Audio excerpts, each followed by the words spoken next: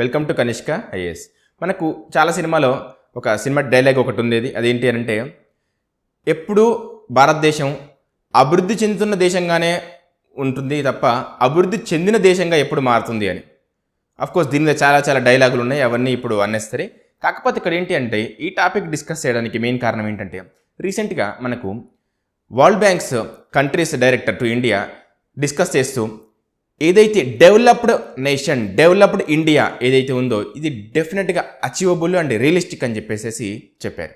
దీనికి కారణం ఏంటి అని చెప్పేసి ఒకసారి చూస్తే, లాస్ట్ 25 yearsలో ఇండియాస్ గ్రోత్ రేట్ ఎంత ఉంది అంటే, జీడిపి గ్రోత్ రేటు 6.3 ఉంది.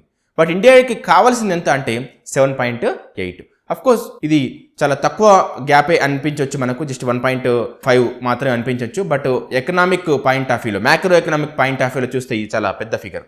బట్ ఎనీవే, ఇది నేను చెప్పడానికి మెయిన్ కారణం ఏంటి అని అంటే, ఇండియాస్ పాలసీస్ అండ్ అప్రోచెస్. అంటే మనం ఇప్పుడు ఏదైతే ఫాలో అవుతున్నామో ఆ పాలసీస్, ఆ అప్రోచ్ ఏదైతే ఉందో అది డెఫినెట్గా ఇండియాని డెవలప్డ్ నేషన్గా మాత్రం తప్పకుండా మారుస్తుంది అని చెప్పేసి అతను చెప్పడం జరిగింది. అంటే ఇప్పుడు మన సెల్ఫ్ డబ్బా కొట్టుకోవడం very common, but world banks director చెప్పడం అనేది, అఫ్కోర్స్ కంట్రీస్ డైరెక్టర్ చెప్పడం అనేది టు ఇండియా అది చాలా గొప్ప విషయం.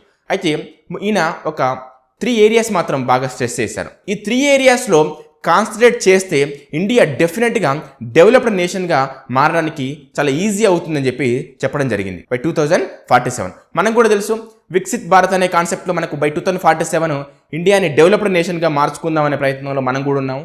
అఫ్కోర్స్ ఇది చాలా వరకు అచీవబుల్ అని చెప్పేసి కూడా మనకు చాలా ఇండస్ట్రీస్ కూడా చెప్తూ ఉన్నాయి.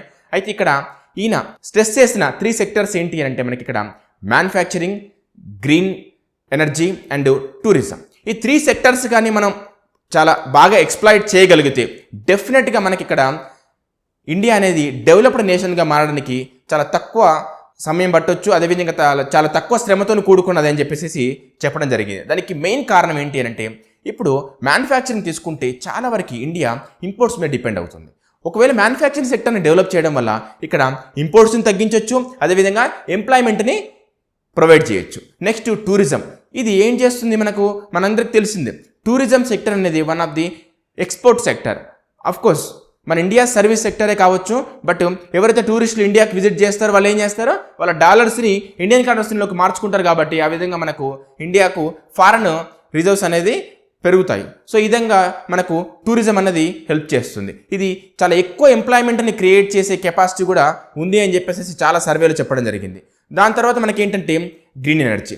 నెక్స్ట్ కమింగ్ ఫ్యూచర్ మొత్తం కూడా మనకి ఏంటి అంటే, ఈ ఆటోమొబైల్ ఇండస్ట్రీ కానివ్వండి, లేకపోతే పవర్ జనరేషన్ కానివ్వండి, ఇవన్నీ కూడా గ్రీన్ ఎనర్జీ అని చెప్పేసి వెళ్తూ ఉన్నాయి. సో ఈ గ్రీన్ ఎనర్జీ ద్వారా అంటే అఫ్కోర్స్ హైడ్రోజన్ సెల్స్ కావచ్చు, లేకపోతే రెన్యూవబుల్ ఎనర్జీ కావచ్చు, ఏదైనా కావచ్చు.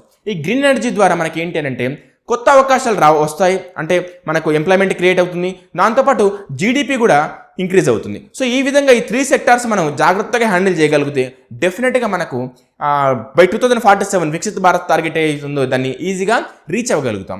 అదేవిధంగా అన్ఎంప్లాయ్మెంట్ రేట్ ప్రాబ్లమ్ని కూడా సాల్వ్ చేసుకోగలుగుతాం. సో ఈ విధంగా మనకి ఏంటి అంటే, ఎగ్జామ్ పాయింట్ ఆఫ్ వ్యూలో కూడా మనం ఇది ఒకసారి చూస్తే, మనకు ఏదైనా ఆన్సర్ని సబ్స్టాన్షియేట్ చేసేటప్పుడు, మనం ఏదైనా క్వశ్చన్కి ఆన్సర్ రాసేటప్పుడు ఆన్సర్ని సబ్స్టాన్షియేట్ చేసేటప్పుడు ఈ పాయింట్స్ మనం యూస్ చేసుకుంటే, అంటే ఎలాంటి ఏరియాస్ మీద మనం ఫోకస్ చేయాలి, బై 2047 వికసిత్ భారత్ని రీచ్ అవ్వాలంటే ఎలాంటి పాలసీస్ ప్రోగ్రామ్స్ అవసరం అని చెప్పేసి మనం డిస్కస్ చేసుకునేటప్పుడు ఇలాంటివి పాయింట్స్ మెన్షన్ చేయడం, అథెంటిక్గా ఉండడానికి ఇలాంటి కామెంట్స్ కూడా మెన్షన్ చేయడం ద్వారా మనకి ఏంటి అంటే మనకు మంచి స్కోర్ వచ్చే అవకాశాలు అయితే డెఫినెట్గా ఉంటాయి.